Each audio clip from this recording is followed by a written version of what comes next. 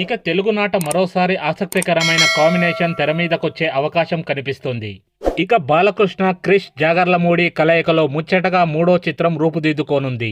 ఇప్పటికే వీరిద్దరి కాంబోలో గౌతమిపుత్ర, శ్వేతకరణి, ఎన్టీఆర్ కథానాయకుడు చిత్రాలు రాగా ఇప్పుడు మూడోసారి కలిసి ఓ చిత్రం చేసేందుకు సిద్ధమయ్యారు.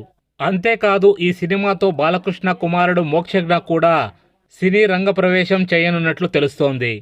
పైగా ఈ చిత్రాన్ని బాహుబలి సినిమాను నిర్మించిన అర్కా మీడియా నిర్మించనున్నట్లు సమాచారం. ఇదిలా ఉంటే హనుమాన్ వంటి బ్లాక్ బస్టర్ చిత్రాన్ని అందించిన ప్రశాంత్ వర్మ మోక్షజ్ఞ ఎంట్రీ ఉండాల్సి ఉండగా షూటింగ్ మొదలు కావాల్సిన ఓ రోజు ముందే అది రద్దు కావడంతో ఓ మిస్టరీగా మిగిలిపోయింది. ఇక ఆ తర్వాత మళ్లీ కొత్త తేదీలు ప్రకటిస్తామని తెలిపినప్పటికీ ఇప్పటి వరకు ఎలాంటి సమాచారం లేదు.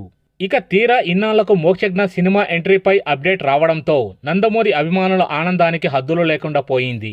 అయితే ఈ సినిమా బాలయ్య ముందు నుంచి అనుకుంటున్న ఆదిత్య 999 కథనా లేక వేరే కొత్త కథ ఏదైనా ఉంటుందా అని తెలియాల్సి ఉంది. ఇక మరోవైపు క్రిష్ ఇప్పుడు అనుష్క శెట్టితో ఘాటి సినిమా షూటింగ్లో బిజీగా ఉండగా బాలకృష్ణ బోయపాటితో అఖండ 2 షూటింగ్లో ఫుల్ బిజీగా ఉన్నారు.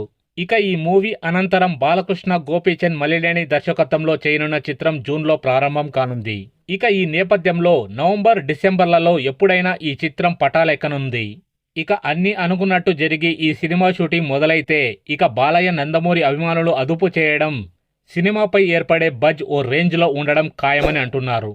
చూడాలి మరి మోక్షజ్ఞ గురించి భవిష్యత్తులో ఇంకా ఎలాంటి అప్డేట్స్ వస్తాయో అని.